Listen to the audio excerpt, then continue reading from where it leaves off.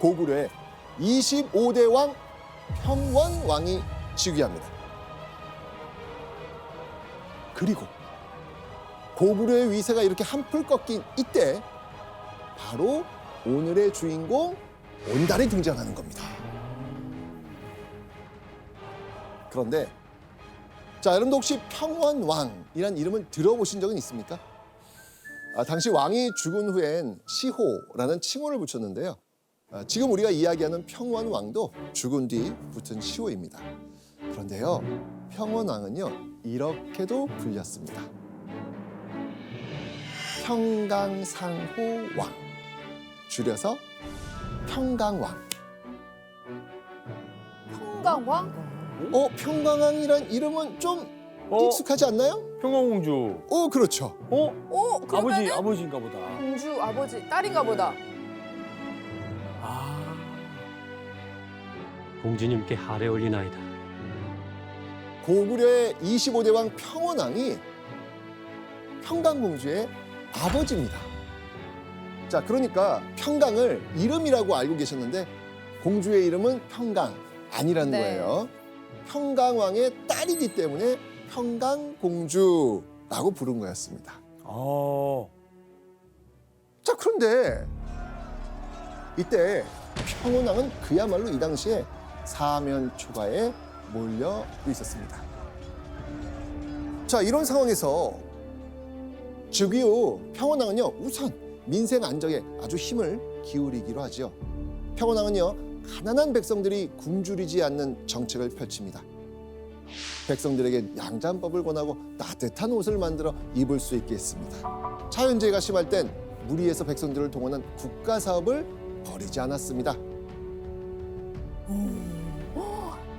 교수님, 그러면 평원왕은 좀 좋은 왕 같은데 역사적으로 좀 어떤 평가를 받아요? 네, 그 평원왕은 국내적으로 국외적으로 여러 가지 어려움이 많은 상황 속에서 이름에 있듯이 그 평자가 들어갔듯이 평안한 세상을 만들었다고 볼 수 있습니다. 그래요? 그래서 널리 알려져 있지는 않지만 고구려 역사의 특히 후기 역사의 기본 토대를 만들었다 이렇게 평가할 수 있습니다. 그런데 천천히 고구려의 위기를 수습해가던 평원왕에게 생각지도 못한 걱정거리가 생겼어요. 걱정거리? 걱정거리? 완 정도 됐는데. 바로 이 사람 때문이었습니다. 눈에 넣어도 아프지 않은 평원왕의 하나뿐인 딸 평강공주였습니다. 왜요? 왜냐하면 평강공주가요, 아이고 이거 한번 울기 시작하면요 좀처럼 울음을 그치지 않는 거예요. 아이고. 맞아. 평강공주가 얼마나 잘 울었는지 온 백성인 평강공주를 울보공주라고 부를 정도였습니다. 자, 그래서 평원왕은요, 울음을 그치지 않을 때마다 최후의 수단을 썼습니다. 우리 동현 씨가 사탕 초콜릿 내놓듯이 네. 평원왕은 이 방법을 썼습니다. 뭐죠? 너 자꾸 울면 바보 온달한테 시집 보낸다. 평원왕은요, 아버지 말도 안 듣고 때를 쓰는 공주의 버릇을 고쳐주려고 온달에게 시집 보내겠다라고 으름장을 놨던 것이죠. 어우, 그 효과가요 대단했습니다. 평강공주는요, 눈물을 펑펑 흘리다가도요, 온달에게 시집 보낸다 라는 말만 들으면 거짓말처럼 눈물을 뚝 그치는 거예요. 와. 온달이 어떤 사람인지 귀에 딱지가 않도록 들은 평강공주는요, 절대 온달에게 시집 가고 싶지 않았거든요. 이게 기억이 나요. 이게 왜 기억이 나죠? 동화를 읽었으니까요. 동화를 읽었구나. 네. 그렇죠. 역사여행 갔다 온 줄 알았어요. 동화에 나와요, 이거. 맞아요. 네, 맞습니다. 그렇다면 아까 역사서 삼국사기 열전이 있다고 그랬잖아요. 실제로 어떻게 묘사되었을지 삼국사기 열전 속 기록을 한번 보시죠. 실제로 어떻게 묘사되었을지 삼국사기 열전 속 기록을 한번 보시죠. 평강왕의 어린 딸은 잘 울었다. 울고 맞네요. 네, 삼국사기 열전에도요, 평강공주는 눈물이 많은 공주라고 적혀 있습니다. 자, 그럼 다음 기록도 한번 보시죠. 너는 항상 울어서 내 귀를 시끄럽게 하는구나. 마땅히 바보 온달에게 시집 가야겠구나. 야, 우리가 동화책에서 봤던 그 이야기가 그러니까요. 놀랍게도 역사서 삼국사기 열전에 그대로 기록되어 있습니다. 더 자세하게 돼 있네요. 똑같은데요? 교수님, 역사서에 어떻게 이렇게 생생한 기록이 남아 있는 거예요? 네, 그 온달전은 삼국사기 열전에 기록되어 있는데요. 그 내용상으로 보면 고구려에 대한 다른 기록들하고는 좀 이렇게 설화적인 요소가 많아서 차이가 있습니다. 아마 후대에 평양 지역에서 전승되는 그런 기록들을 모아서 이제 온달전을 만들었던 것이 아닌가 이렇게 짐작이 됩니다. 자, 그렇다면 이 울보공주의 울음을 뚝 그치게 한 바보 온달 어떻게 기록이 되어 있는지 기록을 한번 보시죠. 너덜너덜한 옷을 입고 해진 신발을 신은 채로 사람들이 모여 사는 곳을 왔다 갔다 하니 당시 사람들이 그를 보고 바보 온달이라고 하였다. 온달은요, 하나뿐인 가족 어머니를 모시며 살고 있었습니다. 온달은 항상 시장 사람들에게 음식을 구걸하는 가난한 사람으로 고구려 전체에서 유명했나 봅니다. 한자로 적었을 것 같은데 뭐라고 좀 표현이 되어 있었을까요? 네, 저기 온달전에는 어리석을 우자, 우온달이라고 기록되어 있습니다. 이 우자는 뭐 어리석다는 뜻도 있지만 뭐 우직하다, 고지식하다 이렇게 볼 수도 있고 착하다, 온순하다 뭐 이런 의미도 이제 그 안에 내포되어 있다고 볼 수도 있습니다. 하지만 가장 중요한 점은 저 바보 온달이라는 것이 도저히 공주와는 결혼할 수 없는 그런 인물이다. 이런 표현이라고 받아들이면 되겠습니다. 철이던 고구려의 대표 울보 평강공주는 어느덧 16살이 되었습니다. 예쁘게 자란 16세 평강공주에겐 기쁜 소식이 하나 날아듭니다. 어떤 소식일까요? 16 기쁜 소식. 결혼. 네, 맞습니다. 결혼 정년기였던 평강공주에게 혼담이 들어온 겁니다. 자, 이 왕실과 혼담을 주고받던 집안 대체 어딜까요? 좋은 집안이었을 것 같아요. 보시죠.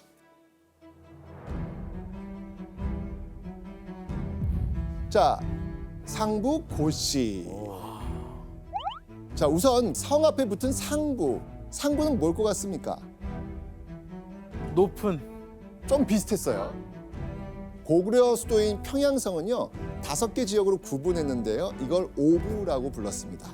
고구려의 난다긴다 하는 권력을 쥔 상위 귀족들은요 오부에 모여 살았습니다. 그 오부 중 하나가 바로 상부였던 겁니다. 집안이 좋았네요. 고구려 사회의 아주 유력한 명문 가문이었다 이렇게 볼 수 있겠죠.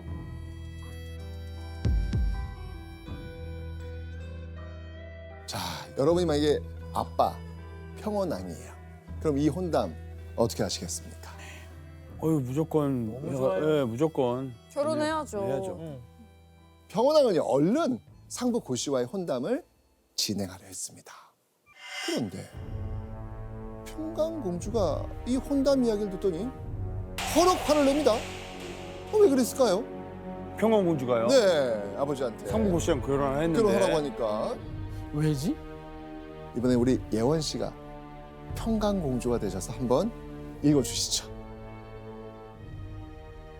대왕께서는 항상 말씀하시기를 너는 반드시 온달의 아내가 되어야 한다고 하셨습니다.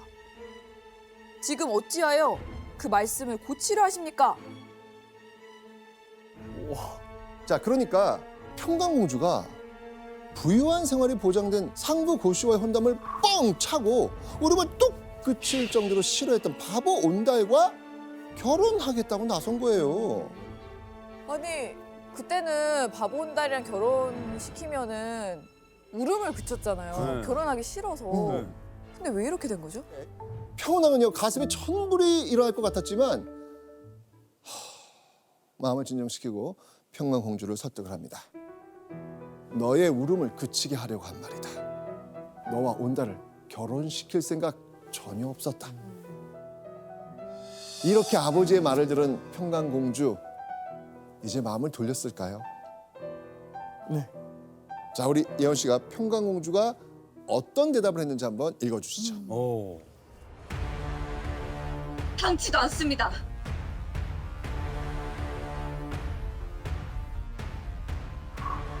임금은 실없는 말이 없다라고 하였습니다. 대왕의 명령은 잘못되었습니다. 저는 감히 명령을 받들 수 없습니다. 와. 평강공주는 한 나라의 왕이 지키지도 않는 말을 했냐면서 아버지 평원왕의 속을 또 한 번 뒤집어 버린 겁니다. 너무 충격일 것 같은데. 근데 어떻게 보면 왕의 말이잖아요. 그러니까 진짜 왕의 말로 받아들인 거죠. 원칙은 지켜야 한다. 약속한 거니까. 왕이 약속했잖냐. 하지만 여러분이 만약에 아빠 평원왕이에요. 그럼 이 평강공주를 어떻게 생각했을 것 같아요? 좀 속 터지죠. 결혼하면 진짜 미래가 좀 이제 편안한 맞아, 미래가 맞아. 좀 보장된 사위가 딱 있는데 남편이 있는데 속 터지죠. 부모의 입장에서는 좀 마음 아플 것 같아요. 어떻게 해야 돼요? 딸에게 이 화가 머리 끝까지 난 평원왕, 결국 이렇게 말합니다. 진실로 나의 딸일 수 없다. 어찌같이 살 수 있겠는가? 와. 마땅히 네 갈 곳으로 가라. 나가게 한다고? 그러니까 평원왕이 화를 참지 못하고 평강공주를 궁 밖으로 쫓아내겠다면 강수를 둔 겁니다. 초강수. 근데 도현 씨, 이런 말 할 수 있잖아요. 근데 아빠의 진심일까? 아니죠. 아니죠. 그러니까 딸이 반항하는 마음으로 그런 말 한 거를 딱 알고 네. 아빠도 똑같이 세게 나가는 거죠. 그렇죠. 평원왕은요, 이렇게 말하면 평강공주가 뜻 굽히고 말 들을 거라고 생각을 했던 거예요. 그런데요, 평강공주는요, 뒤도 돌아보지 않고 궁궐 나가버립니다. 세다. 공주께서 출궁을 아뢰고자 왔사옵니다. 대감이 실상을 하였는가? 왕실에 공주 따위는 없다. 자, 그렇게 평생을 자란 궁궐을 떠나 밖으로 나가게 된 평강공주. 자, 그런데 이때 평강공주는요, 한치의 망설임도 없이 어딘가로 향합니다. 어디였을까요? 분노한 평강공주가 향한 곳. 향한 곳이요? 네, 와 설마. 바보 온달. 맞습니다. 바로 온달이 사는 집이었습니다.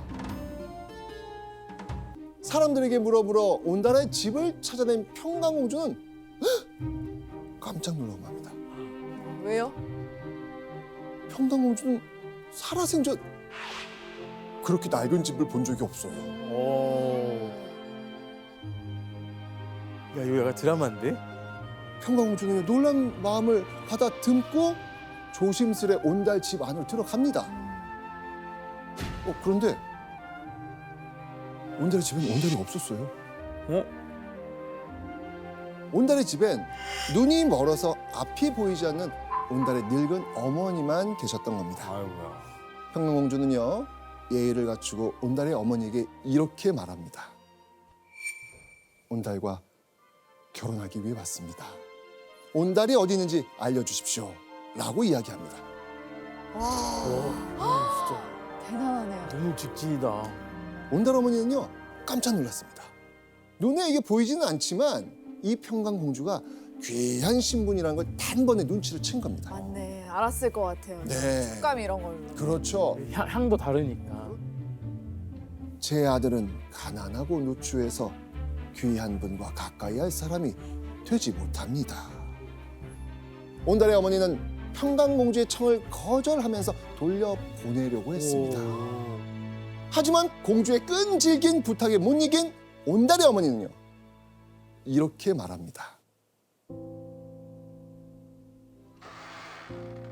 내 자식은 굶주림을 참지 못하고 산과 숲으로 누름나무 껍질을 가지러 간 듯한데 오래도록 돌아오지 않고 있습니다. 온달의 집이 찢어지게 가난하다고 했잖아요. 이제는 구걸도 안 되는 거죠. 그러니까 나무 껍질이라도 벗겨 죽을 끓여 먹으려고 산에 간 거예요. 아마도 평강공주는 온달이 이렇게까지 가난한지는 몰랐을 겁니다. 그런데 이 온달 어머니의 말을 들은 평강공주는요, 또 불이 나게 어딘가로 향해 갑니다. 또 바로 온달이 올라갔다는 산이었습니다. 평강공주 어떤 사람입니까? 뜻을 굽히지 않고 그냥 간 거예요. 아니 왜 이렇게 바보 온달에 꽂혀 있는 거죠? 그러니까요. 호랑이도 있을 텐데. 산에 오른 평강공주는 곧 꾀죄죄한 모습으로 느릅나무 껍질을 잔뜩 짊어진 온달을 만납니다. 그리고 온달에게 다가가 첫 마디를 뱉었습니다. 당신과 결혼하기 위해 왔습니다. 자, 평강공주의 청혼을 들은 온달 깜짝 놀랐습니다. 이는 어린 여자가 마땅히 할 행동이 아니니 분명 사람이 아니고 여우 귀신일 것이다. 나에게 다가오지 마라. 한눈에 봐도 귀한 신분의 어여쁜 여인이 어둑어둑한 산길에서 불뚝 튀어나와가지고 대뜸 결혼해주세요 라고 하면 이거 무슨 생각 들겠어요? 귀신이죠. 맞습니다. 온달의 입장에서 평강공주는 이상한 사람 혹은 남자를 홀려 간을 빼먹는 여우 귀신, 즉 구미호? 라고 생각할 수밖에 없었던 거죠. 맞아요. 온달은 지게를 벗어던지고 막 뒤도 돌아보지 않고 날쌔게 도망을 갑니다. 아이고. 집으로 돌아온 온달은요, 평강공주를 쳐다봐 주지도 않습니다. 게다가 온달의 어머니는 옆에서 서로 신분이 맞지 않아요. 평강공주를 극구 사양합니다. 결국 그날 평강공주는요, 난생 처음 이런 경험을 하게 됩니다. 자, 여러분 이게 뭔지 아십니까? 뭐니요? 네. 자, 바로 지금의 현관문과 같은 살인문입니다. 살인문. 네. 결국 평강공주는요, 온달의 집 이 살인문 앞, 요 차가운 흙바닥 위에서 노숙하는 신세가 됩니다. 자신의 이 기구한 처지에 눈물 지으며 뜬 눈으로 밤을 새우진 않았을까요? 그런데요, 평강공주는요, 강하게 결심했습니다. 그리고 다음 날 해가 뜨자마자 그 결심을 실행에 옮깁니다. 아직도 안 감겨?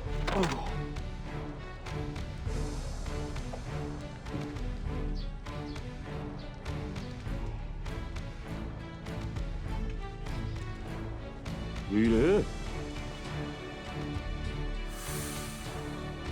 평강공주가 온달의 집으로 들어가더니 온달에게 다시 청혼을 한 겁니다. 자, 여원 씨가 그 마음을 한번 담아서 읽어주시죠. 뭐지? 진실로 마음을 같이 할 수 있다면 어찌 반드시 부귀해진 다음에야 함께 할 수 있겠습니까? 맞아. 우와. 네. 서로 마음만 통하면 재물이 많든 적든 문제 될 게 없다는 거예요. 이야, 이거. 아, 근데 멋있는데요? 평강공주의 이 적극적인 청혼 공세에 결국 온달 마음을 돌립니다. 교수님, 그러면 이 고구려에서 여성이 먼저 이렇게 청혼하는 일이 좀 있었나요? 당시 고구려에서는 자유롭게 연애하고 그래서 또 결혼하는 이런 풍습이 있었는데, 그렇다고 해서 아마 평강공주의 이런 모습이 일반적인 고구려 여성의 모습이라고는 생각되지 않습니다. 고구려 초기 기록입니다만 아마 서옥제라고 들어보셨을 거예요. 남자가 처갓집에 가서 청혼을 하는 이런 풍습이었기 때문에 여성이 먼저 나서서 청혼을 하는 이런 사례는 답을 찾기가 어렵습니다. 자, 그렇게 고구려의 소문난 바보였던 온달과 고구려의 대표 울보 평강공주가 결혼을 하게 된 겁니다.